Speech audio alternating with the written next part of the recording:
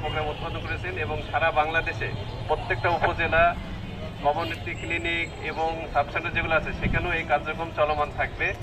এখন থেকে প্রতি শনিবার পরিষ্কার পরিচ্ছন্নতা অভিযান পরিচালনা করা হবে। তো স্বাস্থ্যের অনেক বিষয় কিন্তু স্বাস্থ্যের কারণে ঘটে না, এই জন্য সমাজের সকল স্তরের মানুষের কিন্তু এখানে অংশগ্রহণ করতে হবে, সবাইকে দায়বদ্ধতা নিতে হবে।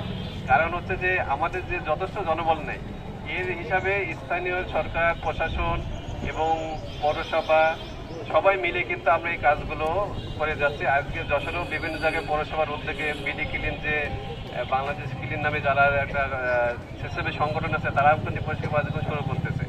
তো সুতরাং আমাদের সবারই দায়িত্ব আছে এই বিষয়ে এগিয়ে আসার।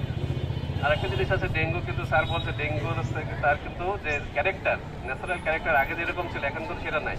এখন কিন্তু ইয়াং পেশেন্ট খুব আক্রান্ত হচ্ছে এবং দেখা যাচ্ছে যে খুব দ্রুত রোগী খারাপ হয়ে যাচ্ছে এবং মৃত্যু বেশি হচ্ছে।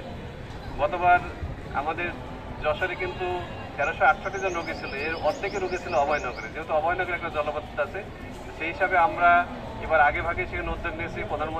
মাননীয় প্রধানমন্ত্রী আমাদেরকে নির্দেশনা দিচ্ছেন, সেইভাবে আমরা কাজ করে যাচ্ছি। আপনারা যারা সাংবাদিক আছে, প্রিন্ট মিডিয়ার ব্যক্তিত্ব আছেন, আপনাদের কাছে অনুরোধ, আপনারা প্রতিদিন যদি আপনাদের পত্রিকায় অন্তত একটা লাইন ডেঙ্গু সম্বন্ধে লেখেন, তাহলে কিন্তু মানুষ সচেতন হবে। যশোর কিন্তু অনেকগুলো স্থানীয় পত্রিকা আছে, সুতরাং আপনাদের কিন্তু সমাজ যোজনের কাজ করার অনেক সুযোগ রয়েছে। তো আমরা আশা করছি আমরা সবাই মিলে বাংলাদেশে যাতে ডেঙ্গুর এই ভয়াবহতা গতবারের মতো না হয় সে বিষয়ে সচেতন করব।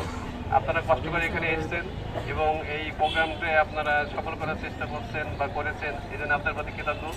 আর সুভাষ স্যারকে ধন্যবাদ জানাই, উনি তার টিম নিয়ে আমাদেরকে সহায়তা করে অংশগ্রহণ করার জন্য। আসসালামু আলাইকুম রহমতুল্লাহ।